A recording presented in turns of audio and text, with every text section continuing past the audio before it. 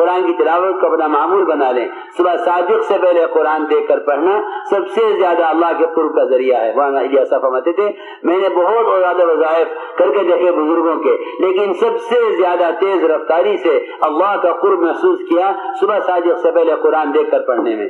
یہ افضل ذکر ہے. بلکہ حدیث میں آتا ہے من قرأ الف آیت فی سبیل اللہ کتبہ اللہ مع النبیین والصدیقین والشہداء والصالحین، کہ جو اللہ کے راستے میں نکل کر 1000 آیتیں تلاوت کر لے اللہ اس کو انبیاء، صدیقین، شہداء، صالحین کی جماعت میں اس کا نام لکھ دیتے ہیں.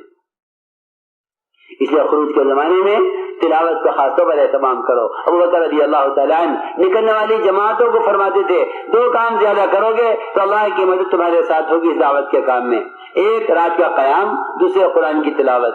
یہ 2 کام خروج کے زمانے میں زیادہ کرنے کے ابو بکر رضی اللہ تعالیٰ عنہ نکلنے والی جماعتوں کو ہدایات دیتے تھے، تاکید کرتے تھے کہ یہ 2 کام اللہ کے راستے میں کر کے زیادہ کرنے ہیں، ایک قرآن کی تلاوت کا اہتمام اور دوسرے رات کے قیام کا اہتمام.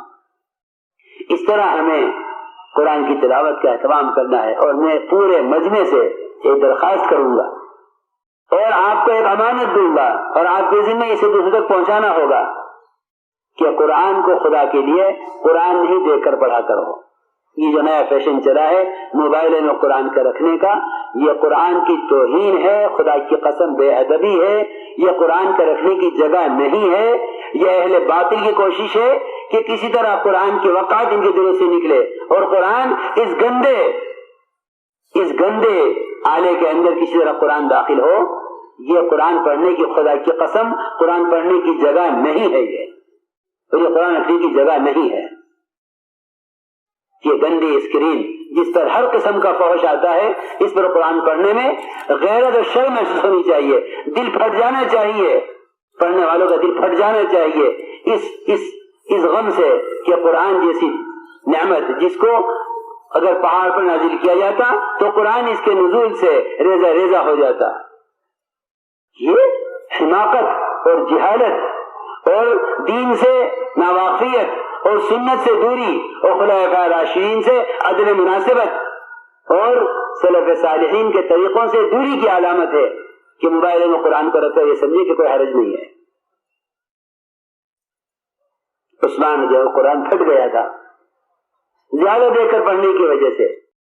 ابن ابی جہل قرآن کو سر پر رکھتے، آنکھوں سے لگاتے، سینے سے چمٹاتے، کہتے میرے رب کا کلام ہے، میرے رب کا کلام ہے. اس لیے سب سے میں حکمن کہہ رہا ہوں، رائے نہیں ہے. جس کے دل میں ایمان ہوگا وہ سمجھے گا اس بات کو. صرف مسائل پوچھ لینا اور انکار کر دینا کسی بات کا یہ کوئی طریقہ نہیں ہے. اور مسائل بتانے والوں کو بھی چاہیے کہ کوئی بات اگر کوئی آ کر پوچھے تو اس سے یہ بتایا جائے کہ ہاں یہ بات صحیح ہے کہ سلف صالحین کا طریقہ یہ نہیں رہا ہے. ہمیں چاہیے اپنے ہر عمل کو سنت اور سلف صالحین خلفاء راشدین صحابہ کرام کے طریقے پر کریں تاکہ ان کے والے عمل کی روحانیت نورانیت ہمارے عمل میں بھی، ہماری تلاوت میں وہ اثر آئے جو اثر صحابہ کی تلاوت میں تھا، وہ ان کے طریقے سے آئے گا. میں نے کل بھی عرض کیا تھا کہ کسی عمل کو کسی طرح کر لینا اصل نہیں ہے، سنت کا طریقہ اصل ہے، ہم اس کے پابند ہیں. یہ مت کہو یہ طریقہ اس زمانے میں اس طرح بھی ہو سکتا ہے. میں نے مثال دے کے فرمایا تھا کہ برش، دانت صاف کرنے اور مسواک خدا کی قسم نہ کبھی برابر ہو سکتے ہیں نہ کبھی ایک دوسرے کو متبادل ہو سکتے ہیں. اس لیے فرمایا استفت قلبک ولو افتاک المفتون، پہلے اپنے دل سے پوچھ تیرا دل کیا کہتا ہے، تیرا دل کیا کہتا ہے کہ ساری دنیا کا گند بھی اسی موبائل میں ہو اور قرآن بھی اسی میں ہو، تیرا دل کیا کہتا ہے؟ تو اپنے تو دل سے پوچھ. اگر تو پیشاب کے برتن میں اپنے کسی مہمان کو پانی پیش کر دے یہ تیری شکل نہیں دیکھے گا کبھی آ کر. ہر چیز کا ایک ظرف ہے، ہر چیز کا کوئی استعمال کا ایک طریقہ متعین ہے. تمہاری دعوت میں کوئی میٹھے کی پلیٹ میں سالن نکال لے تم کہو گے ناواقف ہے، دیہاتی ہے، صحیح طریقے سے کام نہیں کیا ہے. ہر چیز کا ظرف برتن متعین ہے. میں تو سوچتا ہوں کہ ایسے ہمت ہو جاتی ہے قرآن موبائل میں پڑھنے کی، یہ سننے کی، اسی سے گانے سن لو اسی سے قرآن سن لو. ارے اپنے دل سے پوچھو تمہارا دل کیا کہتا ہے.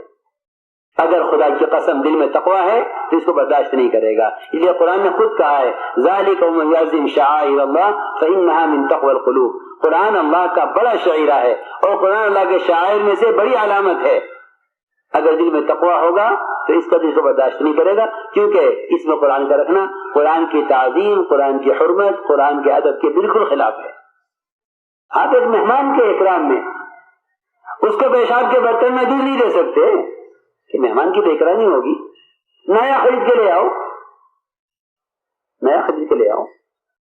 لوگ خوش ہوتے ہیں کہ علم موبائل پر آ گیا, سہولت ہو گئی.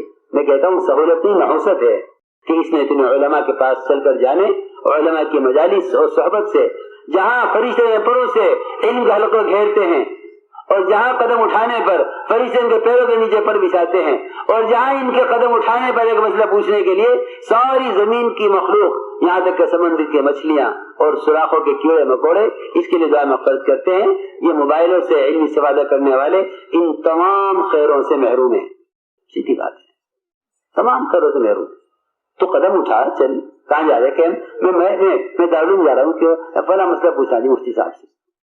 تیرا چلنا جہاد, تیرا واپس آنا جہاد. تیرے چلنے کے درمیان ساری مخلوق جو گناہوں سے معصوم ہے ان کی دعائیں تیرے لیے مقبول. یہاں عجیبی بے عقلی کے مشورے دیتے ہیں کہ کیا حرج ہے, کیونکہ کسی بات کو جب تک اس کے اصل محمل پر اور اس کے اصل مقصد تک نہیں پہنچایا جاتا ہے, شیطان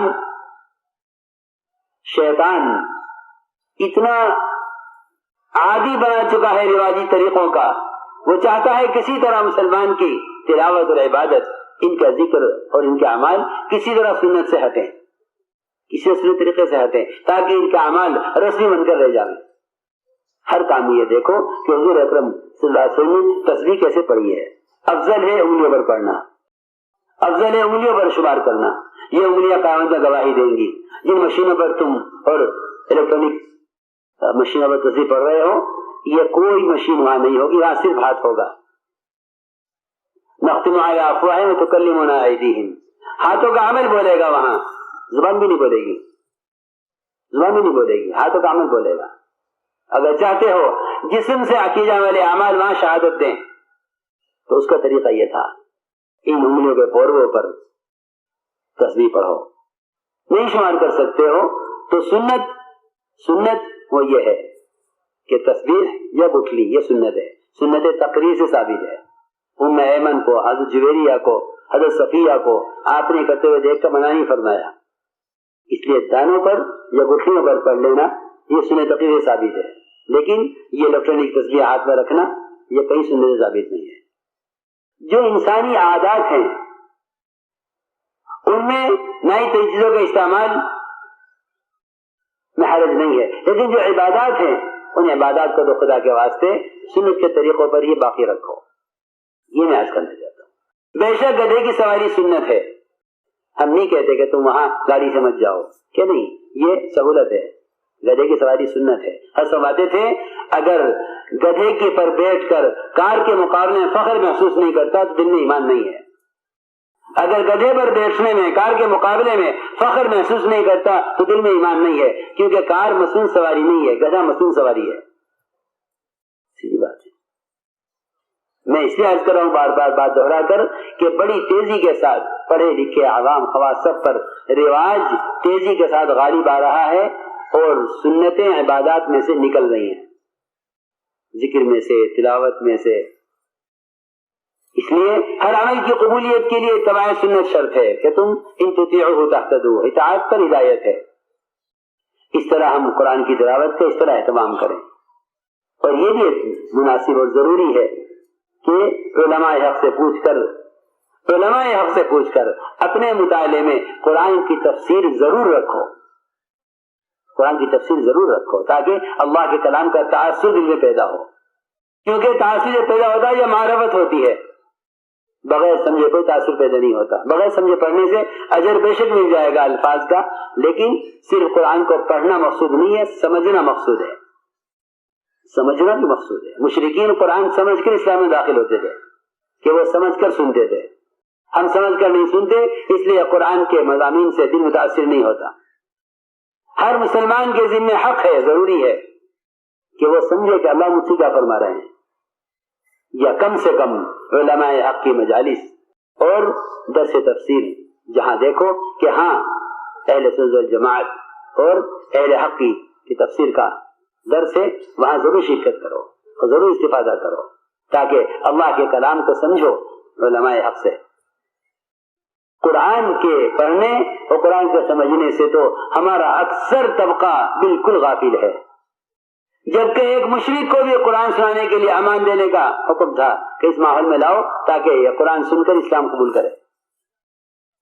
جو قرآن اکثر مسلمان سے مخاطب ہے وہ اس کو سمجھنے کی کوشش نہیں کرتا، اور قرآن یہ کہہ رہا ہے کہ اگر کوئی مشرک ہی پناہ چاہے پناہ دے تاکہ قرآن سن دے۔